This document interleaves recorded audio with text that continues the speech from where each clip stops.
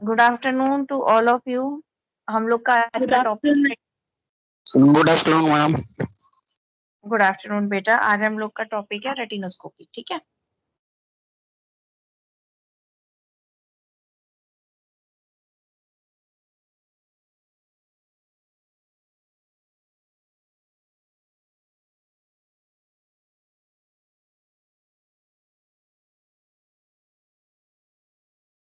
मैं आप लोगों को भी स्क्रीन शेयर कर रही हूँ।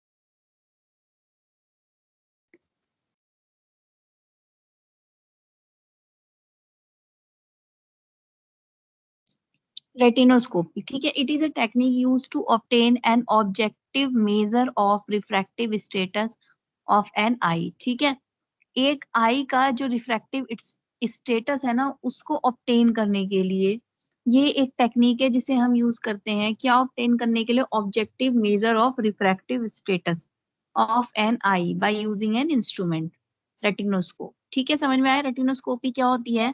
ये एक टेक्निक है जिसमें हम क्या ऑब्टेन करते हैं? Objective measure of refractive status, eye के अंदर का क्या रिफ्रैक्टिव स्टेटस है, ठीक है, उसको हम पता लगाते हैं by using an instrument, retinoscope. Okay, type of retinoscopy static and dynamic. Static में क्या है? Accommodation is relax, and dynamic में क्या है? Accommodation is active, target is at near distance.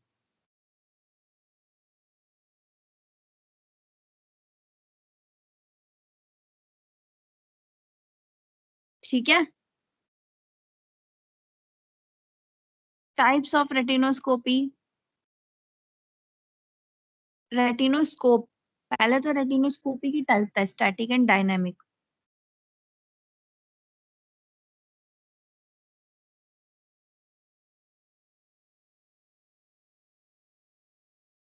ठीक है, type of retinoscope, refractive reflecting mirror retinoscope, जिसमें single plane mirror है, mirror plane and concave mirror है। फिर सेल्फ इल्यूमिनेटिंग रेटिनोस्कोप, ये रेटिनोस्कोप के टाइप है जिसमें स्पॉट है और स्ट्रीक है।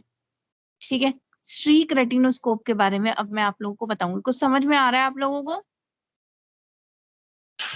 Yes ma'am. स्ट्रीक रेटिनोस्कोप में क्या मुझे होता नहीं है? आया मैम। बताओ क्या नहीं आया? रेटिनोस्कोपी समझ में आया क्या होता है? नहीं आया मैम। रिफ्रैक्टिव रिफ्लेक्शन और रिफ्रैक्शन तो समझ में आता है। Yes ma'am. ठीक है, तो आईज का रिफ्रैक्टिव स्टेटस पता लगाने के लिए, जो लाइट रे हमारी आंखों के अंदर जाती है उसका रिफ्रैक्टिव रिफ्रैक्शन जो होता है उसका स्टेटस पता लगाने के लिए हम रेटिनोस्कोपी को यूज करते हैं, और जो इंस्ट्रूमेंट होता है उसे रेटिनोस्कोप बोलते हैं। अब समझ में आया? जी मैम। ठीक है बेटा, ये दो तरीके की होती है रेटिनोस्कोपी। एक स्टैटिक, स्टैटिक मतलब रुका हुआ, एकोमोडेशन इज रिलैक्स, डायनामिक मतलब चलता हुआ, ठीक है, accommodation is active, target is at near distance. ठीक है, देन रेटिनोस्कोप्स के type, reflecting mirror and self illuminating retinoscope. नाम से पता चल रहा है, रिफ्लेक्टिंग मिरर, इसमें सिंगल प्लेन मिरर है या फिर प्लेन एंड कॉनकेव मिरर है। ठीक है,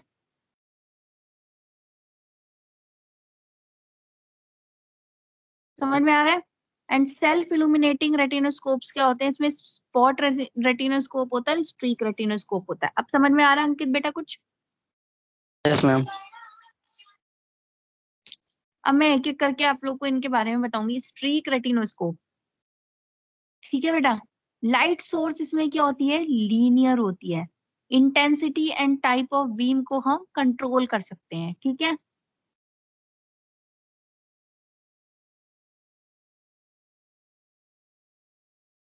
exact axis can be easily found, exact जो एक्सिस है ना लाइट की एक्सिस, उसे हम इजीली पता लगा सकते हैं। ठीक है,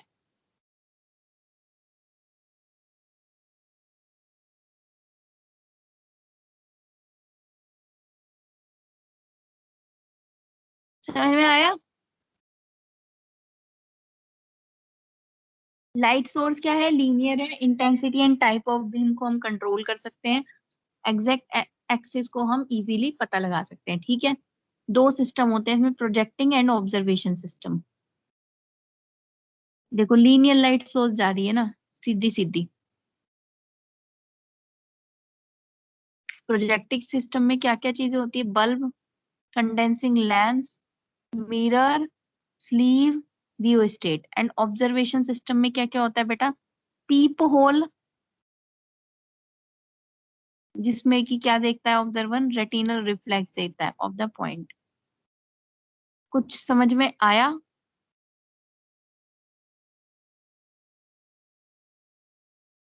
Yes, ma'am. अंकित कुछ समझ में आया?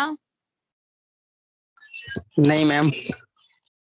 टाइप ऑफ रेटिनोस्कोप तक तो समझ में आया था ना? Yes ma'am. अब ये जो स्पॉट रेटिनोस्कोप है, स्ट्रीक रेटिनोस्कोप है, ये क्या इंस्ट्रूमेंट है? तो क्या क्या चीजें आती है वो बता रहे हैं। जैसे स्ट्रीक रेटिनोस्कोप में क्या है? लाइट बिल्कुल लीनियर आती है, सीधी आती है। इंटेंसिटी और टाइप ऑफ बीम, जो लाइट की बीम हो रही है उसको हम कंट्रोल कर सकते हैं। एग्जैक्ट एक्सिस भी हमें मिल सकता है लाइट का, क्योंकि सीधी लाइट आ रही है। इसमें दो सिस्टम होते हैं बेटा, projecting system and observation. Observation मतलब देखना, प्रोजेक्टिंग मतलब प्रोजेक्ट करना उस तरफ। ठीक है, तो प्रोजेक्टिव सिस्टम में क्या क्या चीजें यूज होती है? Bulb, condensing lens, mirror, sleeve, rheostat. And observation system में पीप होल होता है, एक वो यूज होता है। अब समझ में आई ये चीजें? Yes ma'am. Then principle of retinoscopy. अब क्या इसका प्रिंसिपल है रेटिनोस्कोपी का? It is based Foucault's principle. ये किस पे बेस्ड है? फोकोल्ट्स प्रिंसिपल पे। क्या बताता है? जो it stated that the examiner, examiner मतलब जो उसको देख रहा है, जो एग्जामिन कर रहा है आईज को, the examiner should stimulate infinity at the working distance to obtain refractive error. Examinee को, एग्जामिनर को क्या करना चाहिए? स्टूमुलेट करना चाहिए, ट्रिगर करना चाहिए इंफिनिटी से। ठीक है, ट्रिगर करना चाहिए इंफिनिटी। कहाँ पे? जहाँ पे वर्किंग डिस्टेंस की, मतलब एग्जामिनर जहां से उसको एग्जाम कर रहा है, वर्किंग डिस्टेंस जो है वो उसको स्टूमुलेट करे इंफिनिटी पे, ताकि रिफ्रैक्टिव एरर को पता लगाया जा सके। समझ में आ रहा है? फुकल्ट्स लॉ पे बेस्ड है रेटिनोस्कोपी। इसमें क्या होता है? एग्जामिनर जो है स्टूमुलेट करना चाहिए इंफिनिटी पे। जो वर्किंग डिस्टेंस है ना, जितनी डिस्टेंस से वो वर्क कर रहा है उसको, उस डिस्टेंस को क्या कर रहा है? इंफिनिटी से स्टूमुलेट कर रहा है, ताकि रिफ्रैक्टिव एरर का पता लगा सके। क्योंकि रेटिनोस्कोपी में हम क्या पता लगाते हैं? रिफ्रैक्टिव स्टेटस का पता लगाते हैं। अंकित समझ में आ रहा है कुछ कुछ? Yes ma'am. बाकियों को? Yes, ma'am. Yes, ma'am. अब वर्किंग डिस्टेंस कितनी होनी चाहिए? The distance between points I and the observer. ठीक है, आई और ऑब्जर्वर के बीच की जो डिस्टेंस है रेटिनोस्कोपी परफॉर्म करने के दौरान, that is working distance. Normally ये 66 सेंटीमीटर या फिर 50 सेंटीमीटर होती है। अगर हम डायप्टर की बात करेंगे, प्लस 1.50 डायप्टर या फिर प्लस 2.0 डायप्टर होती है। To compensate the working distance we use working distance lens. ठीक है, हम लोग क्या यूज करते हैं? Working distance lens. Instant identification हो जाती है रिफ्रैक्टिव एरर की। ठीक है, किसकी फॉर्म में? Myopia, hyperopia, astigmatism. ठीक है, इन सब की फॉर्म में।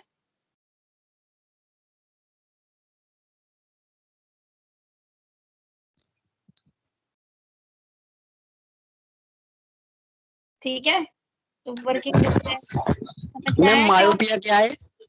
मायोपिया बेटा एक कंडीशन होती है आई की, जैसे हाइपरोपिया, मायोपिया, ये सारी की सारी डिफेक्टिव कंडीशंस होती है। ठीक है,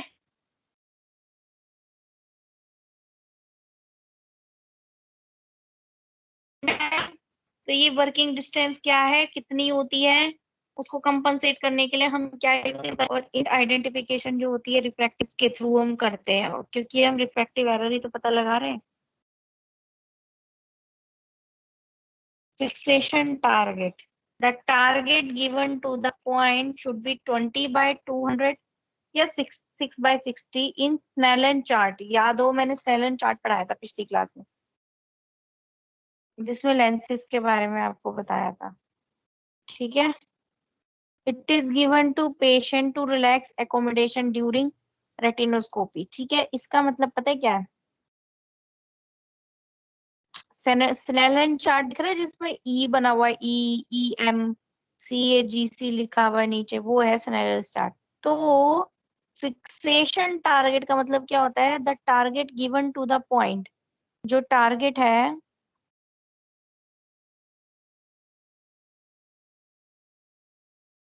ठीक है, गिवन टू द पॉइंट, वो कितना होना चाहिए? 20/200 और 6/60 स्नेडल चार्ट के अकॉर्डिंग, ठीक है, ताकि पेशेंट की एकोमोडेशन को रिलैक्स किया जाए ड्यूरिंग रेटिनोस्कोपी, ठीक है। उसके आईज को हम रिलैक्स करेंगे। क्या क्या चीजें हमें चाहिए होती है? डिम और 6 मीटर का रूम चाहिए होता है, रेटिनोस्कोप चाहिए होता है, ट्रेल लेंस चाहिए, ट्रेल फ्रेम चाहिए और विजुअल एक्विटी चार्ट चाहिए। समझ आ रहा है?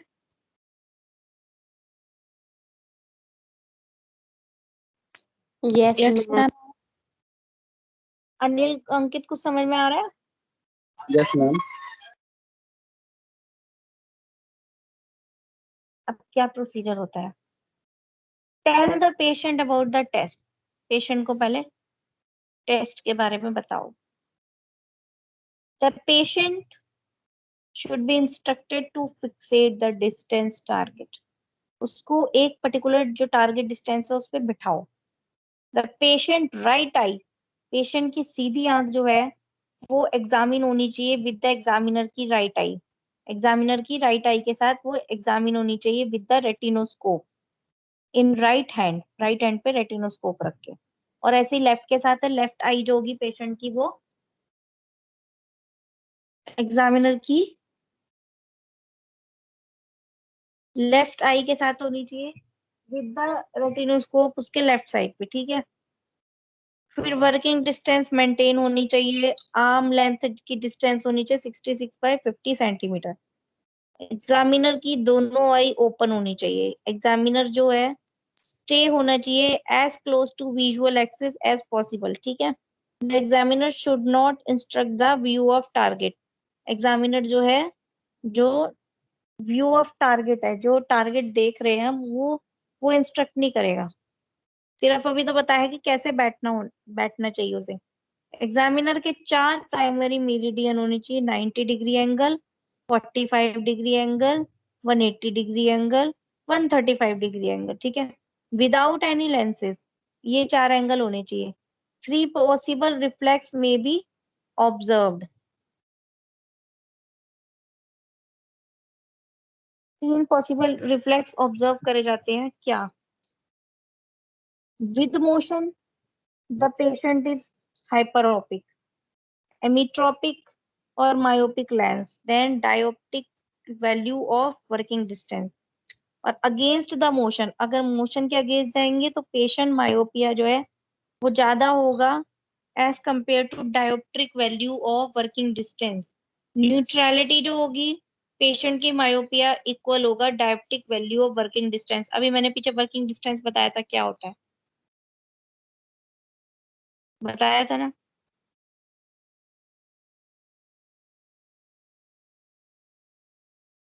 समझ में आ रहा है कुछ?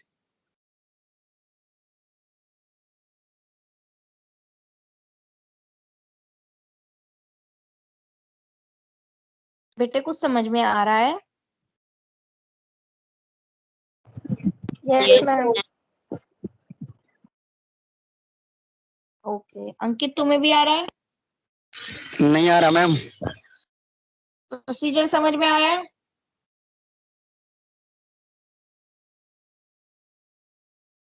प्रोसीजर आया अंकित? नहीं आया मैम। प्रोसीजर में बेटा कुछ भी नहीं है, पोजीशन बताई है पेशेंट और ऑब्जर्वर की। पेशेंट को बोलो कि टेस्ट के बारे में उसे बताओ, उसके बाद उसको एक फिक्स डिस्टेंस पे बिठा दो, फिर उसके सामने एग्जामिनर बैठेगा जिसकी राइट आई और पेशेंट की आई जो है वो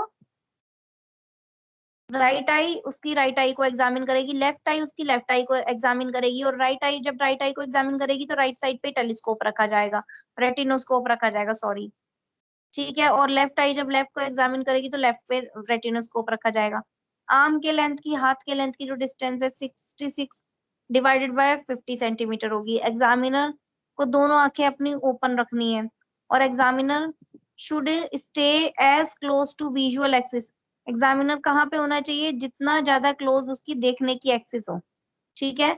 एग्जामिनर जो है should not obstruct the view of target, उसको जो टारगेट जो वो देख रहा है उसके बीच में भी कोई भी ऑब्स्ट्रक्शन नहीं आनी चाहिए, कोई भी रुकावट नहीं आनी चाहिए, ठीक है। एग्जामिनर एग्जामिन करता है 4 प्राइमरी मेरिडियन से, 90 डिग्री से एग्जामिन करेगा, 180 से करेगा, 45 से 135 डिग्री से करेगा, विदाउट एनी लेंसेस, ठीक है, कोई बिना कोई लेंस लगाए हुए। 3 पॉसिबल रिफ्लेक्स वो देखेगा, मोशन के साथ मतलब आंखें घुमाते हुए, अगेंस्ट द मोशन, और न्यूट्रलिटी पे। मोशन के साथ तो हाइपरओपिक होगा, अगेंस्ट मोशन क्या हो गया, मायोपिया जो है ज्यादा होगा एज कंपेयर टू डायोप्ट्रिक, न्यूट्रलिटी में क्या होगा, इक्वल टू होगा, ठीक है। हाउ टू न्यूट्रलाइज एसपीएच पावर,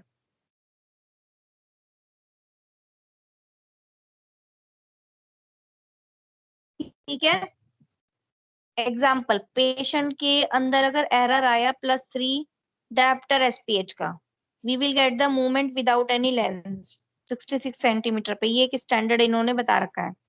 ये अगर इतना का एरर आया तो हमें मूवमेंट मिलेगी विदाउट एनी लेंस, ठीक है। 2 तरीके होते हैं, बाय प्लेसिंग WDL या बिना WDL के, ठीक है।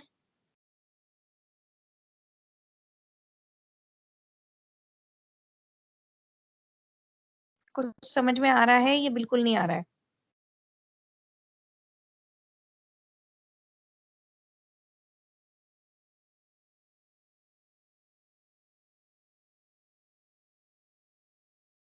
यस और नो?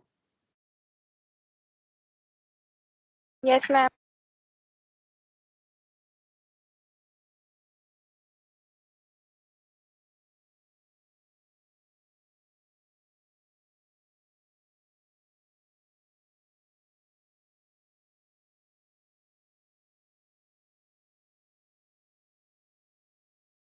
अंकित कुछ समझ में आ रहा है? आ रहा है लेकिन ना कम ही आ रहा है। समझने की कोशिश करो, आ जाएगा धीरे धीरे, ठीक है।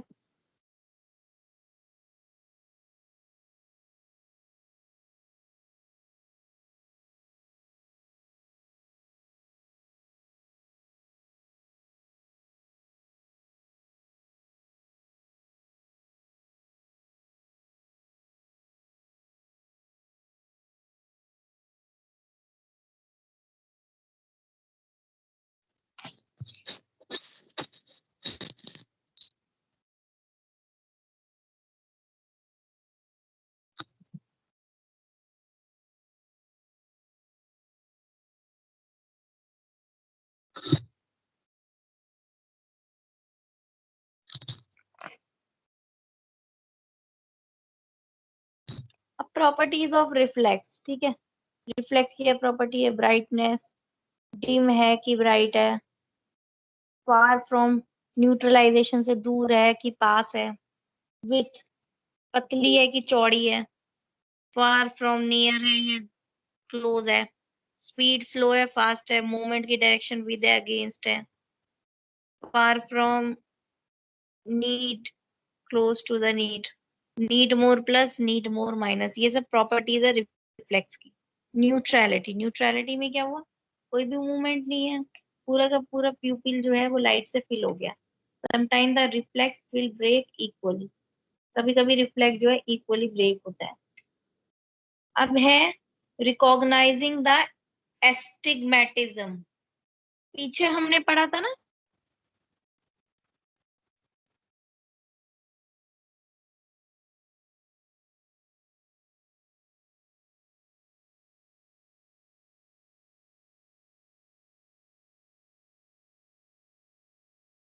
ये देखो, स्ट्रीक के बारे में हमने पढ़ा, प्रिंसिपल के बारे में, वर्किंग डिस्टेंस पढ़ा, फिक्सेशन टारगेट पढ़ा, क्या क्या चीजें उसमें चाहिए होती है, प्रोसीजर क्या है, न्यूट्रलाइज कैसे करेंगे, properties of reflux, now neutrality, ठीक है।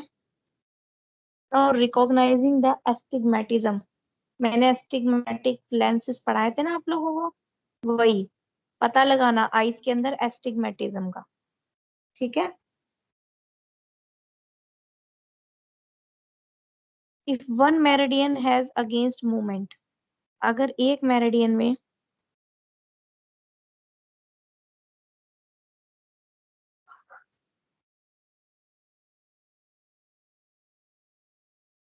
If one meridian has against movement, एक मेरिडियन में अगेंस्ट मूवमेंट है और वो स्ट्रीक करता है 90 डिग्री पे अवे, दूर, वो क्या करता है, शो करता है मूवमेंट, तो ये क्या इंडिकेट करता है, प्रेजेंस ऑफ एस्टिग्मेटिज्म, ठीक है। अगर एक मेरिडियन के अंदर अगेंस्ट मूवमेंट है और वो स्ट्रीक कर रहा है 90 डिग्री पे, ठीक है, स्ट्रीक कर रहा है 90 डिग्री पे अवे, दूर, तो ये क्या शो करेगा, मूवमेंट को, जो इंडिकेट करता है प्रेजेंस ऑफ एस्टिग्मेटिज्म, ठीक है।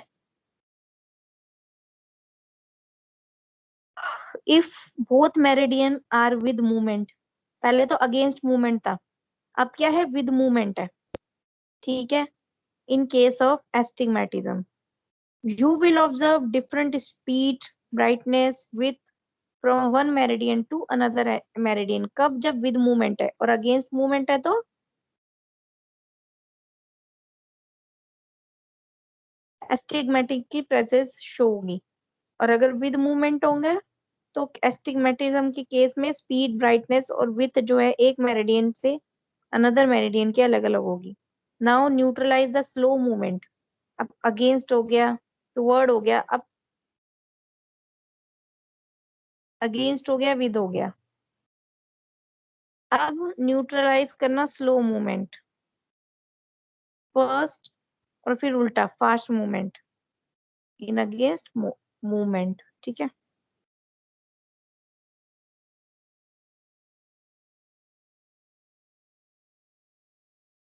Clues that can be used in recognizing astigmatism: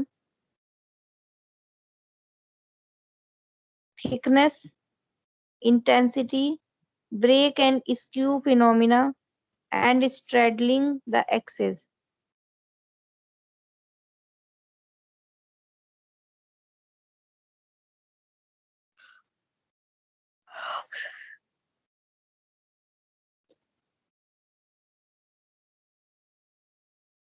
समझ में आया, क्या क्या क्लू हम यूज करते हैं एस्टिग्मेटिज्म को पता लगाने के लिए? थिकनेस फिनोमिना, इंटेंसिटी फिनोमिना की इंटेंसिटी ज्यादा है कम है, थिकनेस ज्यादा है कम है, break and screw phenomena, straddling the axis, ठीक है, ये सब हम पता करते हैं। Bits, break and screw, intensity, thickness, straddling, इसे बोलेंगे bits.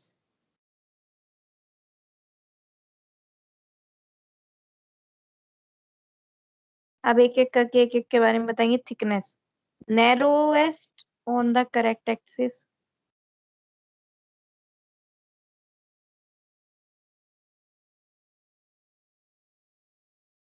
as we move from correct axis the reflex become wider, अगर हम करेक्ट एक्सिस पे मूव करेंगे तो चौड़ा होता जाएगा रिफ्लेक्स थिकनेस में, ठीक है, narrowest on the correct axis, और पतला होगा एक्सिस पे, ठीक है।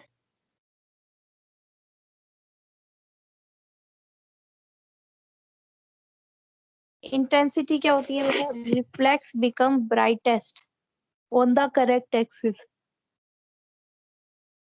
और हम करेक्ट एक्सिस की बात करेंगे तो रिफ्लेक्स क्या है, ब्राइट हो जाएगा, डिमर ऑन ऑफ एक्सिस, अगर एक्सिस से दूर जाएंगे तो डिम हो जाएगा, ठीक है। ब्रेक में क्या होता है, reflex will stay on axis even we rotate streak off axis, अगर हम स्ट्रीक ऑफ एक्सिस को रोटेट भी करते हैं तो भी रिफ्लेक्स सेम रहेगा। स्क्यू और स्ट्रेडलिंग फिनोमिना और देखते हैं। ये हम पढ़ रहे हैं न्यूट्रलाइजेशन के बारे में। कुछ कुछ समझ आ रहा है? थोड़ा बहुत समझ आ रहा है?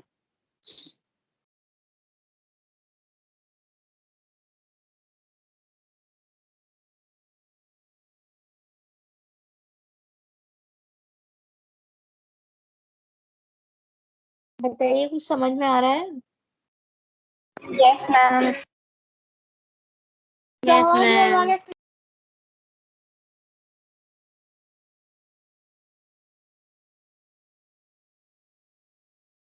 ओके, तो ये हम लोग क्या पढ़ रहे हैं?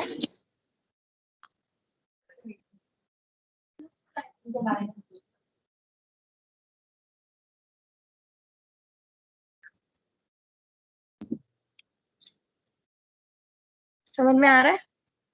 ठीक है।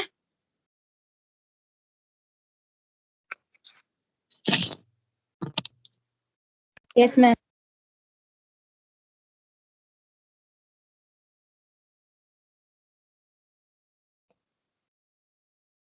Now skew phenomena.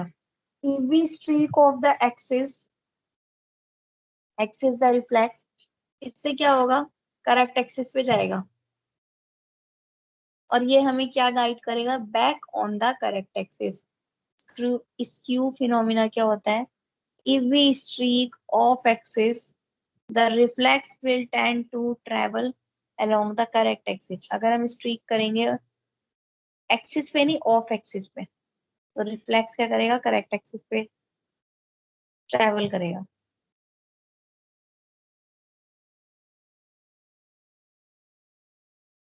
This guide us to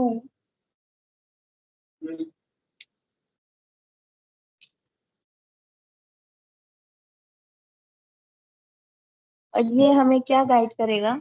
to back on correct axis, की करेक्ट एक्सिस पे जाओ। Now straddling the axis. ठीक है। If there is regular astigmatism, अगर रेगुलर एस्टिग्मेटिज्म है तो एक मेरिडियन जो है वो न्यूट्रलाइज्ड है। द मेरिडियन एग्जैक्टली जो 90 डिग्री अवे है वो स्ट्रॉन्गेस्ट होगी और ज्यादा डिफाइंड रिफ्लेक्स होगी। ठीक है। अगर स्ट्रीक जो है 45 डिग्री ऑफ एक्सिस है, ठीक है, बोथ द साइड जो है 45 डिग्री ऑफ एक्सिस है स्ट्रीक, अगर एक्सिस करेक्ट, ठीक है, if the axis correct width of reflex will सेमिएन दिस टू पोजीशन, ये फिर वो इन दोनों पोजीशन को रखेगा।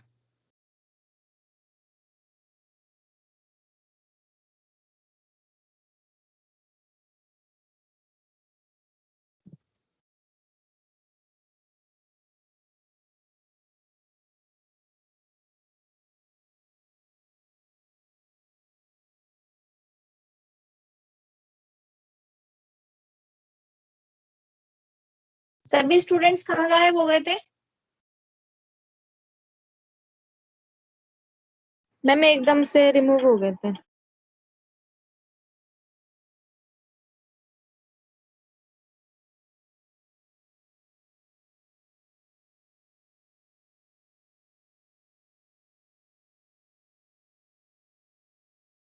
स्क्यू फिनोमिना और स्ट्रेडिंग फिनोमिना ये होता है। ठीक है। स्ट्रीक टर्न होगी अगर 45 डिग्री ऑफ एक्सिस, तो दोनों साइड पे क्या होगा? दोनों साइड पे अगर वो 45 डिग्री ऑफ एक्सिस टर्न होगी, if the axis correct with of reflex will same in that, दोनों पोजीशन पे सेम होगी। अगर स्ट्रीक टर्न होगी 45 डिग्री ऑफ एक्सिस दोनों साइड से, तो एक्सिस को करेक्ट करने के लिए सेम रिफ्लेक्ट जो है सेम होगी दोनों पोजीशन पे। ठीक है।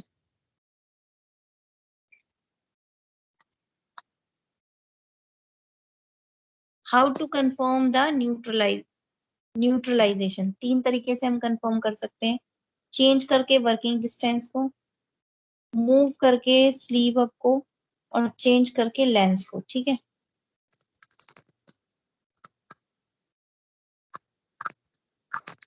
वेट रेटिनोस्कोपी क्या होती है? Cycloplegic drug cause paralysis of accommodation and dilate the pupil. ठीक है, साइक्लोपेपिक ड्रग जो होती है वो क्या करती है? एकोमोडेशन को पैरालाइज कर देती है और प्यूपिल को खोल देती है। और ड्राई रेटिनोस्कोपी में क्या होता है? विदाउट ड्रग्स हम लोग करते हैं। ठीक है, साइक्लोप्लेजिक ड्रग कौन कौन सी होती है? Atropine, cyclopentolate, homatropine. So the value should be deduce from gross value. Retinoscopy करने के दौरान एरर के सोर्सेस क्या क्या होते हैं? ठीक है, कि क्या क्या एरर हो सकता है?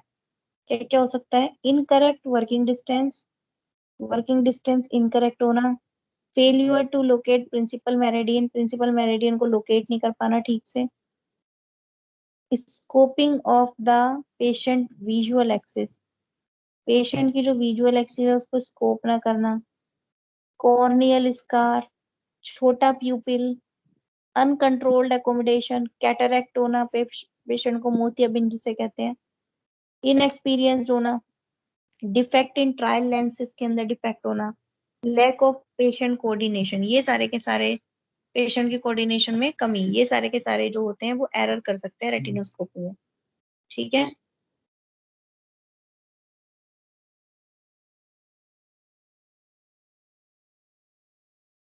अब कुछ इंपॉर्टेंट पॉइंट्स। स्ट्राबिस्मस, अल्फैकिया, डल रिफ्लेक्स होना, इरेगुलर रिफ्लेक्स होना, कैटरेक्ट के बाद स्मॉल प्यूपिल होना, स्मॉल प्यूपिल से क्या होगा? Reduce the illumination of the streak, streak की इल्यूमिनेशन को वो रिड्यूस कर सकते हैं। तो ये सब पॉइंट्स को ध्यान में रखना पड़ता है। अब क्या कंक्लूजन है कि हमें रेटिनोस्कोपी करनी चाहिए on every person you examine, जिस भी पर्सन को तुम एग्जामिन कर रहे हो उसकी रेटिनोस्कोपी करनी चाहिए। ये क्या करता है? स्टार्टिंग पॉइंट बताता है रिफ्रैक्शन का, ये एस्टिमेट करता है reference error in a person with difficulty in communication. ठीक है, ये एस्टिमेट करता है referring error in a person with difficulty in communication. ठीक है, जिसमें कम्युनिकेशन में डिफिकल्टी हो, जैसे babies, mentally stable, deaf and डम, इन सब लोगों के साथ,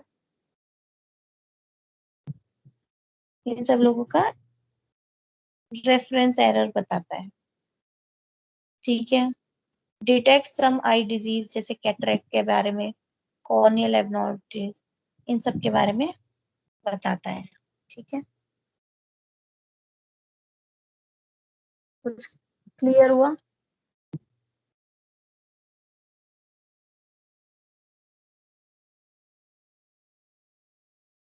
कुछ क्लियर हुआ?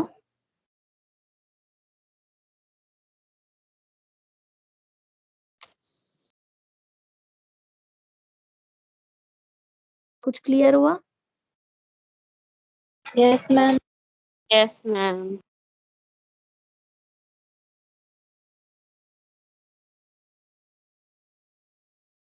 स्क्रीन विजिबल हो रही है अभी? No ma'am. ओके, किसी को कुछ डाउट हो तो पूछ लीजिए।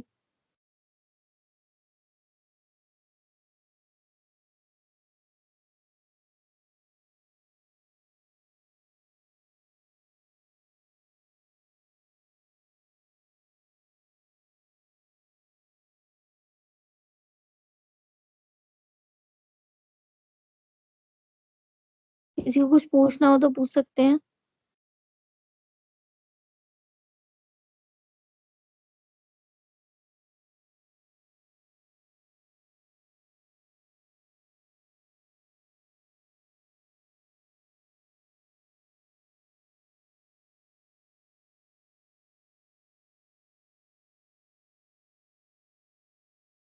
किसी को कुछ नहीं पूछना? यस और नो में रिप्लाई तो करो। No ma'am. अंकित, कुछ कुछ समझ में आया बेटा? मैम सब ऊपर कर चला गया। क्यों? तुमने मुझसे दोबारा पूछा तो मैंने तुम्हें दोबारा समझाया ना। कुछ समझ में आया मैम, अब ये बात का तो कुछ समझ में ही नहीं आया। तो उसी टाइम मुझे बताते ना, कोई बात नहीं।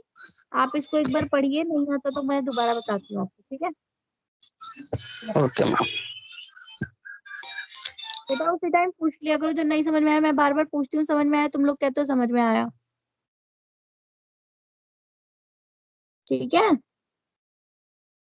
तो जितना समझ में आया अभी पीपीटी देख के उसे पढ़ने की कोशिश करो, और जो भी डाउट हो वो आप मुझसे पूछ सकते हैं, ठीक है?